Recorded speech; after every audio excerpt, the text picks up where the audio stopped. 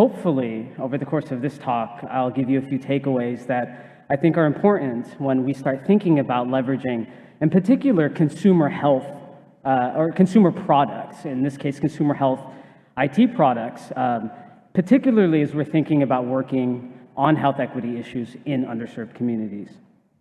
So in terms of an overview of the talk, I'm really going to break it down into three main areas. The first one is really thinking about what is it that we mean when we say consumer health devices, and how does that relate to exposomics? And again, I want to hopefully leave you with one of the bigger takeaways in that it really is a health disparities issue or a health equity issue. Hopefully you'll come away with that. In the second part, I'll talk about some of my research that I've been doing at Morehouse over the last year or so. Actually, I could take this off. Wow, fantastic. Feels a lot more comfortable. On coach-assisted technology-enabled chronic disease self-management. And so we really think deeply about, what are some of the usability issues when it comes to thinking about using wearables in underserved populations. And then finally, leave you with a few, parting thoughts on what I think are the pretext and the context around health disparities that I think are important to think about, again, particularly as we're thinking about using commercial tools. But before I get into all of that, I really wanted to give some background because it really is an interesting story as to how I actually got here and into the postdoc. I was actually doing a postdoc in Montreal. This was about 2015, 2016. And little did I know that maybe a few months after I had arrived, that I'd have family members who were coming as refugees to Montreal. And over the course of helping them kind of navigate the system, the asylum-seeking process, one of the things that I realized was the power that technology can actually play. Oh, I'm sorry. There we go. The power that technology can actually play in helping people, empowering people, restoring rights, dignity, right? Helping people really help themselves navigate very complicated situations. And so we did some work with the UNHCR. This is the United Nations Refugee Agency. And we built a technology platform that allowed community-based organizations to quickly build consumer apps, right, that helped folks kind of navigate complex situations. So if I needed help enrolling my kid in school, or if I had just arrived and I needed to figure out what I needed to do in order to start my refugee claimant process. So again, we were trying to leverage existing infrastructure in order to help people help themselves. That work was actually picked up by TED. I did a fellowship here in New York and actually met Dr. Luz Claudia, who invited me to do a postdoc in the department. And really, the project that we thought through was how can we, working with community-based organizations, develop technology platforms for communities, with communities, thinking about some of the ethical issues, thinking about leveraging methodologies outside of our disciplines, human-computer interaction, in particular to think about usability issues and really designing technology solutions. And then ultimately ended up at Morehouse, where again, a lot of my work is around chronic disease self-management. Our approach to leveraging technology for chronic disease self-management is really trying to leverage tools that folks already have. Right? These are what we call consumer health information technologies. Now, if you look at the literature, these consumer health IT devices are generally classified under medical informatics. Gunther Eisenbach, who's a seminal researcher thinking about the role that technology can play with respect to health, defines it as analyzing consumer needs for information, studies and implementation of methods of making information accessible to consumers, and then again talks about consumer preferences and information systems, right? So it's again thinking about individual patients as consumers. Generally, folks talk about digital health or digital health literacy, so it's the ability to identify the appropriate information, it's the ability to access it, and then also know what to do with it. And then if we look at the definition for the American Informatics Association, again, it's really focusing on the patient as a consumer and the use of these electronic tools for information. Now, I want to take that in a slightly different direction, and just to level set. When I'm using consumer health IT devices, I'm thinking about just the devices themselves. And so when I think about it, I define them as really any electronic tool, technology, or system that really does three fundamental things. Now, the first thing is primarily designed to interact with consumers, right? And there is going to be some two-way interaction, right? So there might be the ability for, let's say, the individual patient or the participant to interact with the system, and then would be able to be provided some personalized information back. So again, there's that two-way capability as well. And then finally, that the data, information, and recommendations are not dependent of healthcare professionals. And so this is where I want to be very specific when we distinguish between, for example, wearables like the Actigraph device, which is kind of research grade, it's very expensive, it's primarily designed for research, versus thinking about, let's say, an Apple Watch. I just happen to have two. I know a lot of people who also are always trying to compare, how things are actually measured. Really, I want to emphasize this point that the primary purpose here is as a consumer device. It's not actually a research grade device, which again has implications. Now I want to go slightly over to thinking about, okay, now we defined what consumer health IT devices are. Now I really want to kind of link that to health disparities broadly. So for those of you who are familiar with this, this is the National Institute of Minority Health Disparities multi-level research framework, which on one hand, we can see here that there are domains of influence over the life course, and then in the columns, levels, where we have the individual, interpersonal, community, and societal. And you could think of course, health disparities is very, very complicated, right? There is, I think this is actually a very nice way of capturing that there are research questions at the individual level, at the organizational level, all the way up to the population health level. And one of the things that I wanted to point out, and this is a framework that I often use when I'm writing some of my grants, is that if you look at these, at least, very clearly we can see two rows here, which are specifically talking about the physical built environment and the sociocultural environment. But you could also think about the healthcare system as an environment, right? And we could also think about, again, some of the interplay of what was deemed kind of genes and environment interactions that affect things like behavior and biological, right? So again, my point here is to say that we have frameworks in place to understand health disparities, where it's really important to start collecting data on the environment, right? In order to understand kind of the etiology of health disparities broadly. But I also want to make one quick point, which is that, actually I'm going to make it on the next slide, so I'll go to the next slide. But there's an entire literature, and we spend a lot of time thinking very deeply about what are some of the challenges to actually being able to leverage these consumer health IT devices in underserved communities that already exist. And so some folks talk about, for example, the lack of perceived value. This could be a particular functionality in, let's say, the Apple Watch, right? Or it could be a lack of perceived value in whatever the intervention is, behavioral or otherwise. Another thing that's interesting, and we focus primarily on older patients, is technology is necessarily creating more work. And so it's always fascinating to me when I see interventions where people are actually still writing things down on paper, and then that needs to then be digitized, and there's some quality assurance that goes into that.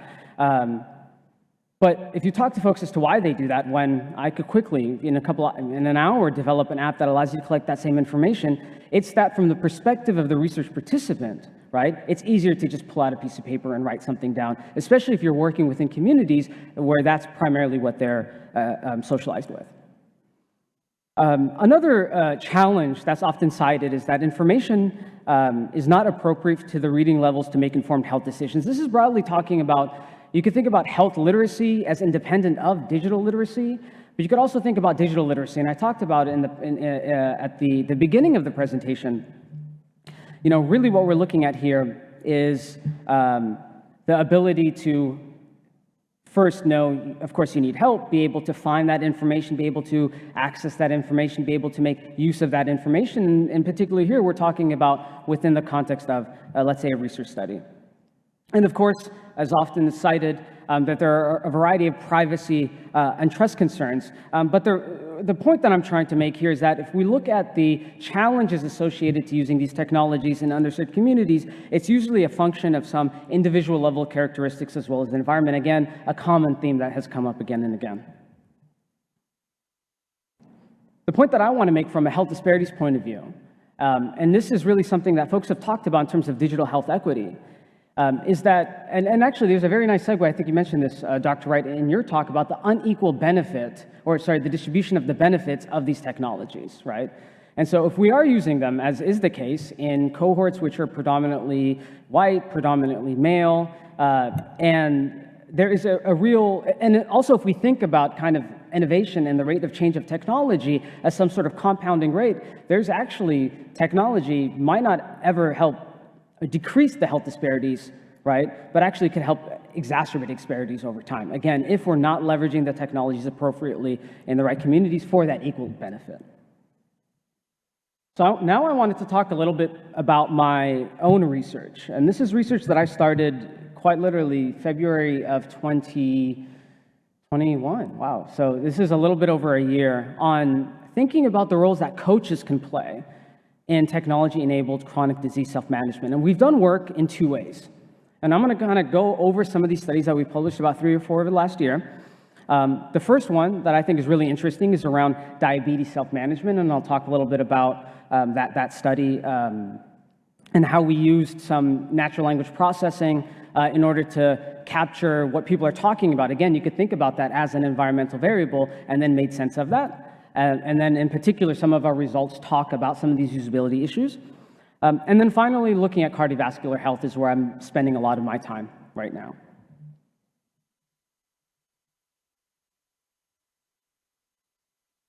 All right.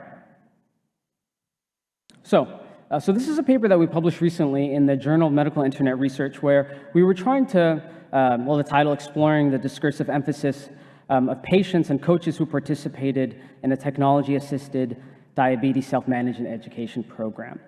Essentially, we had a diabetes self-management education program, one that was recommended by the American Diabetes Association. We had folks essentially go through this. They were randomized to either having a health coach or not having a health coach. Of those, so this is a secondary analysis. So of those who had a health coach, essentially what we did was take all of the transcripts, so all of the audio of their data, we transcribed all of it. And then we ran a series of models called topic models, which essentially derives meaning or some latent topics that folks are talking about. And essentially it works something like this, where you have a patient who might say something like, I think I eat too much when I'm anxious and I'm stressed. The health coach would respond, okay, so do you find yourself experiencing a lot of anxiety and stress? Yes, so again, there is this interaction that's actually happening. And really what we're looking for here is the distribution of words across these utterances, right? These specific, one-line sentences, these responses, in order to essentially cluster conversations that seem to be talking about the same thing.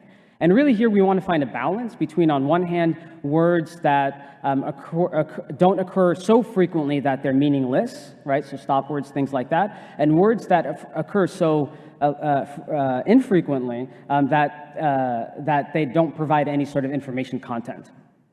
And from that, we can actually derive a model and estimate a model where we can look at things like this. So what is the mean difference in achieved topic proportion? So these are the topics that were estimated from the model. If there are questions, I could go into a little bit more depth as to how we validated those models, how we got from the model estimates to these topic labels. But essentially, every point here is a topic that was identified. So for example, healthy eating was a topic, things around monitoring your blood sugar, healthy coping. You notice that the use of consumer health IT was actually something that did come up, which we thought was very interesting. Healthy snacking, goal setting, some stuff around HIPAA, monitoring, discussing follow-up visits, diabetes knowledge, and then goal assessments, which was part of the intervention where they would meet regularly in order to assess where they were in terms of goals. What I want to point out here is that, and I actually should point out here that on the x-axis is basically, you can think of it as a likelihood, where if it's more to the right, where we have a positive proportion where we're controlling for whether or not the speaker was a participant in our model, it is more likely discussed by the participant. If it's more to the left, it's more likely to be discussed by the coach. And then we have confidence intervals around that.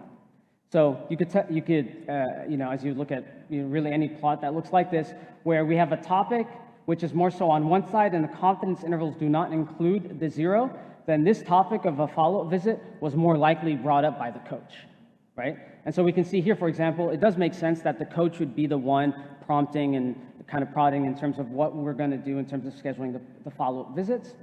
But then there are things like the diabetes knowledge test, right? Which you could imagine was an actual test that was administered by a health coach to the participants. So again, they are essentially talking about the same topic, so you're not more likely to bring that up in terms of an utterance.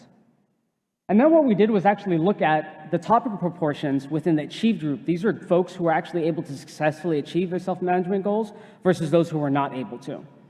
And so I'm going to go back and forth for a second, but you can see here within the the achieved topic proportions, we see that a lot of the topics really have 0 within the confidence intervals. And essentially what that tells us is that that's a topic that could have been brought up by anybody, right? So there is, again, a lot more engagement. And now we want to kind of compare that to in the not achieved group. So these are folks who are not able to achieve their health goals leveraging, again, a consumer health IT device, which I'll talk specifically about what that is in a second. And we look here that a lot of the topics actually here, and there are some topics here that are specific to technology, right? But this is, again, more so focusing on the problems related to the technology. Health 360X is the consumer health IT tool that we use that was developed at Morehouse School of Medicine. So again, that's a topic that was brought up, but you notice that a lot of this conversation is being driven by the coach, right? And so there's a lot of hypotheses that we can derive from this that we're interested in exploring. But again, you can see that to be able to successfully leverage a consumer health IT device, right, within chronic disease self-management behavioral intervention, there's something about the type of coach that you have, right, that might be able to help you with some of the problems associated with the use of these consumer health technologies within the context of research. And so that's been a hypothesis, kind of a research agenda that we've been trying to develop.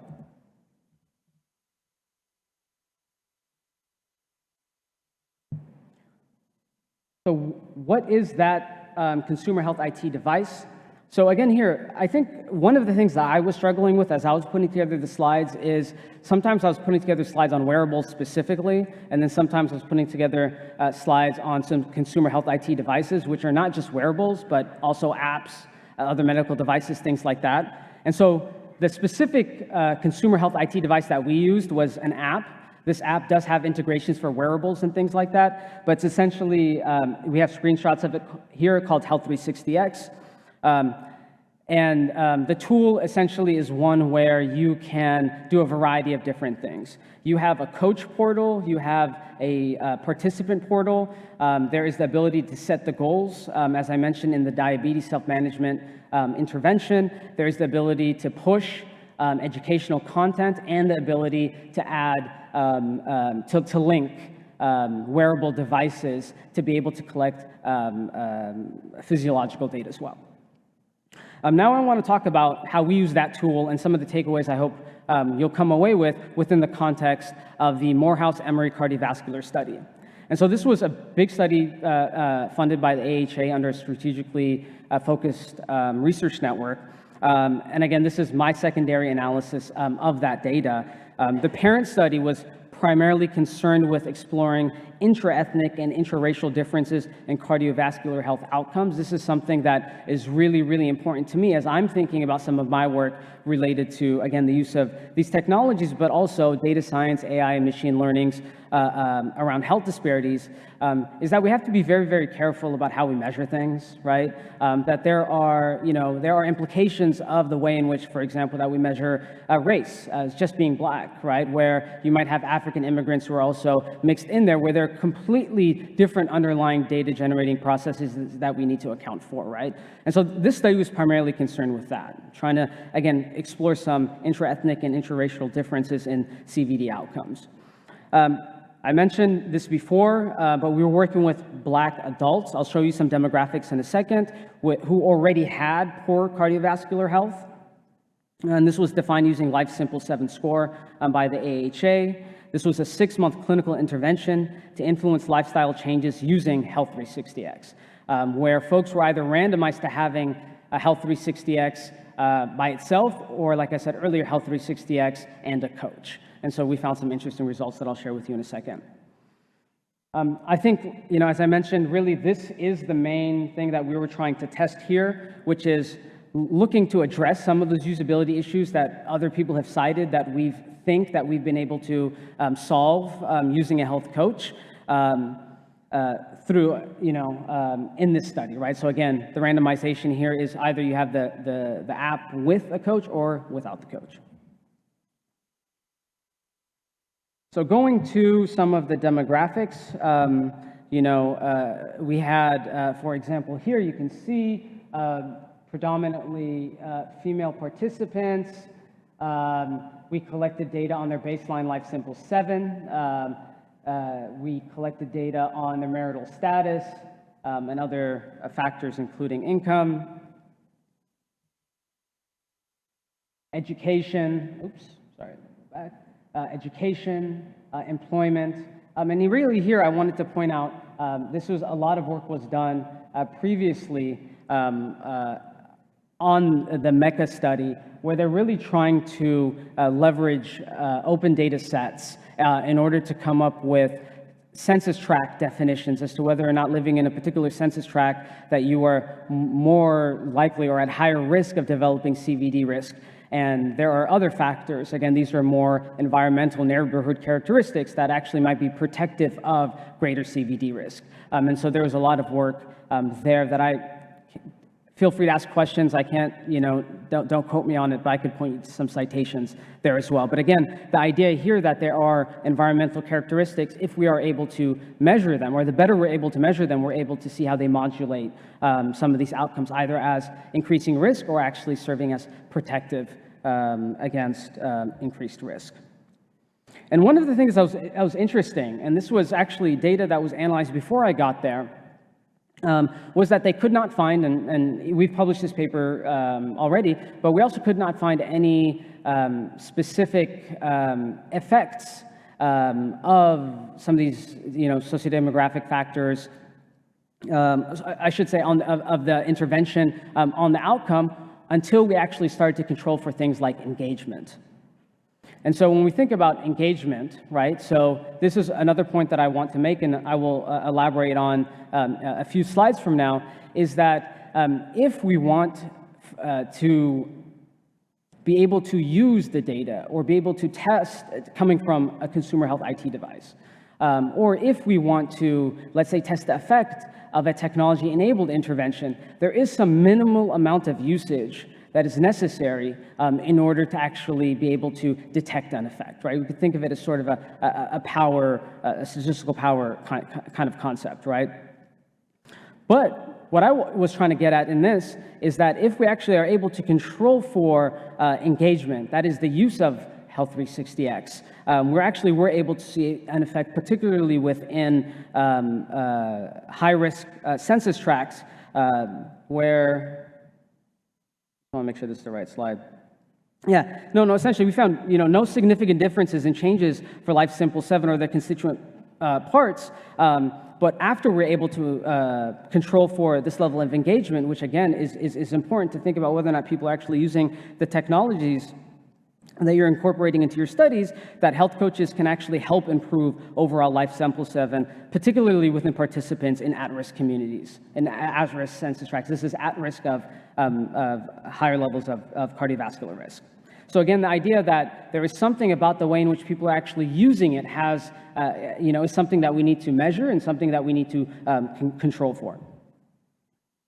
So I'll go through some of these slides really quickly. So this is some of the data that we pulled from Health 360X, and what you can see is that there is a variety of ways in which you can characterize users. And so here, for example, if we were trying to compare study A versus study B, it's not necessarily the fact that the person in study A, there are a variety of individual characteristics, maybe even intervention characteristics that might actually mean that study in the participant study B is as engaged as they need to be with the consumer health IT device in order to see an intervention effect. And this is what brings me to this kind of concept that I've been trying to explore and build out into some of my research, this idea of attrition, that we need to distinguish, particularly when we're using these technologies, between simply being lost to follow-up versus those who are not necessarily drop out. They might be involved in other aspects of the study, but are no longer using the consumer health IT device that you are looking to test the effect of. And so we can plot that in a variety of ways. We can use some survival modeling in order to look at what is the risk of being lost to follow-up, but we have to be very strategic about how we measure being kind of non-use, right? How do we think about non-use? And here, really quickly, I wanted to talk about non-usage. Again, folks participating in a study, that could lead to some sort of selection bias, maybe even some type 2 errors where we have failure to reject kind of the null hypothesis that the consumer health IT-enabled intervention might not have an effect. But the reality is that whenever anybody's using a consumer health IT device, right, there is oscillation between being an active and inactive user. And the idea is, how can we actually capture that? How do we measure that? How do we account for that within some of our statistical modeling? And then ultimately, does that tell us anything interesting about the population or the intervention?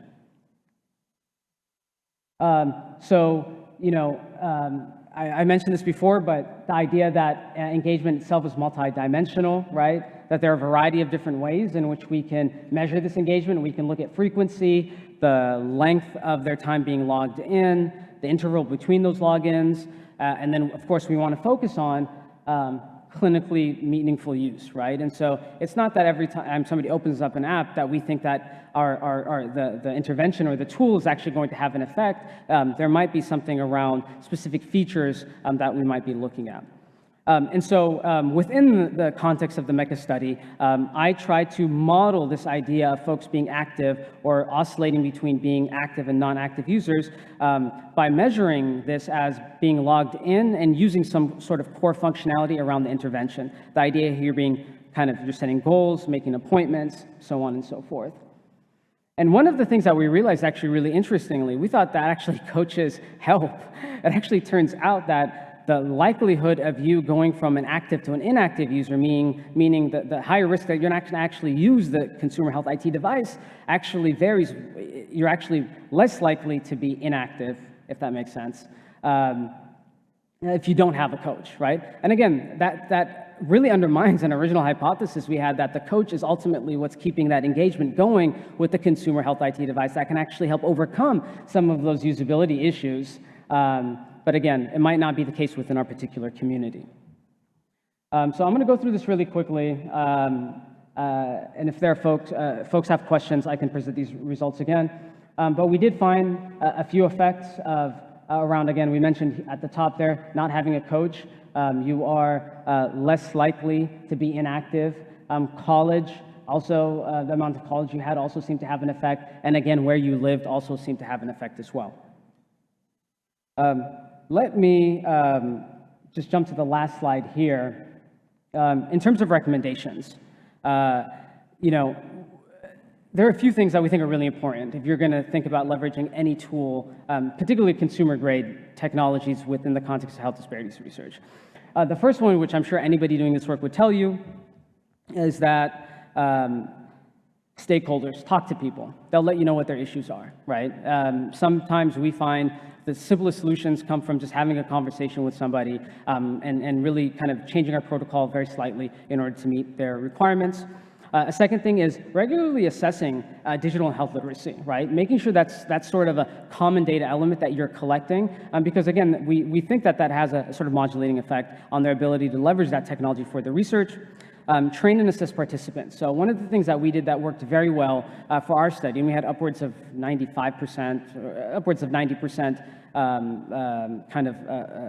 retention, is that we actually trained people on how to use the technology, and then we actually developed an assessment. Do you know how to charge it? Do you know how to troubleshoot it in this way? Who do you talk to if you have an issue related to your password or something like that? That went a long way. control for engagement in all of your models. There's a variety of ways in which you can do that. I'd be more than happy to speak about that. I'm writing a few papers on that. And then finally, thinking about this idea of non-usage attrition. It actually is a really easy paper you could tack onto really any project that involves some sort of usage logs, but just really trying to understand what are the factors that lead people to not actually using it, right? Because if we don't know that, then ultimately we're going to be collecting, poor data, if any data. And all of what I'm talking about, and I'll end here, is a prerequisite to even thinking about whether that data, is there any sort of corrections that's required to actually using that, to making that data really research or clinical grade, right? That's also another kind of topic of conversation. So with that, thank you to everyone. We're hiring at Morehouse, everything from postdocs all the way through faculty. So if anybody's interested or knows somebody who's interested in doing some of this interesting stuff, let's talk.